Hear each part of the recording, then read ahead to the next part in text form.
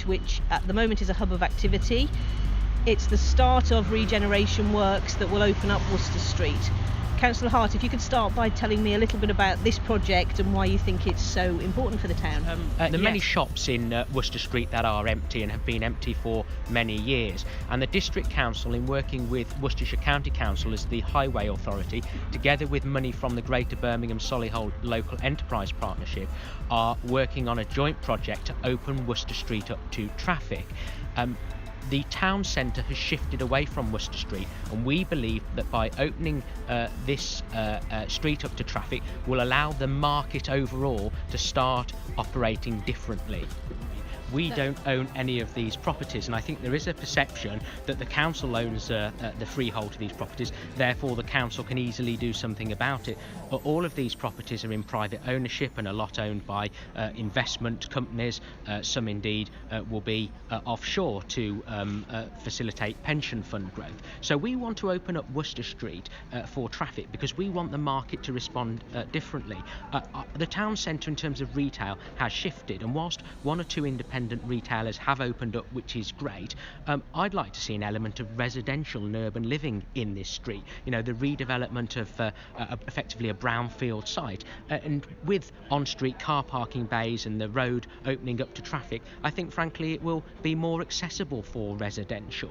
And as we move further up Worcester Street to where the former Woolworths building was, which again is up for sale or rent, one option would be to take out one of the large retail units and open up the step entry to get up to the Lion Field, so that this part of the town is not separated from where the former Glades Leisure Centre was. So it's a huge project, and we have a very proactive economic regeneration team at Wyre Forest District Council, and we have a very positive outlook to try and get development in this area of the town kick-started.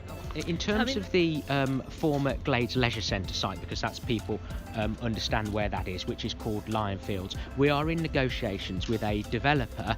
We of course as a district council own the freehold site.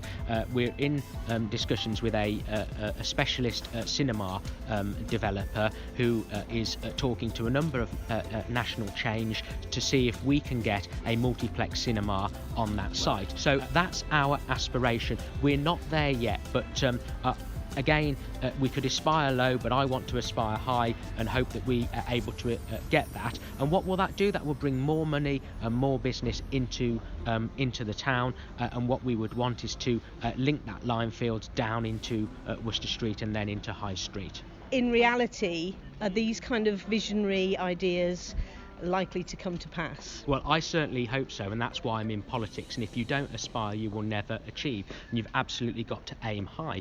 I'm not saying it will be easy. I'm not saying it will be done in the next 6 or 12 months. We've spoken before about the former Magistrates Court. Well, we had aspirations for that 15 years ago, so these take time. And if you look at the former British sugar site along the Stourport Road, which is Silverwoods, it's now a fantastic achievement that we got funding for a new link road, and there's housing, leisure centre on there. But again, that took 10 or 15 years. So economic regeneration is not easy, and it relies heavily on private money.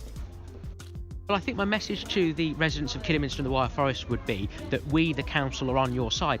All of the elected members that make up the council have a shared goal to make Kidderminster and Wyre Forest a better place to live and work in. I was born and raised in this town. I can remember when Kidderminster town centre flourished, when you had Littlewoods, Woolworths, the indoor market. I can remember it all. Shopping habits and behaviour has changed, and so what we need to do is the people of this district to speak positively about what we've done, to buy into the vision and to support this town, because together, collectively, we can all make a difference, because we, and me as leader of this council, are on the side of residents to make this a better place to live, work and do business in.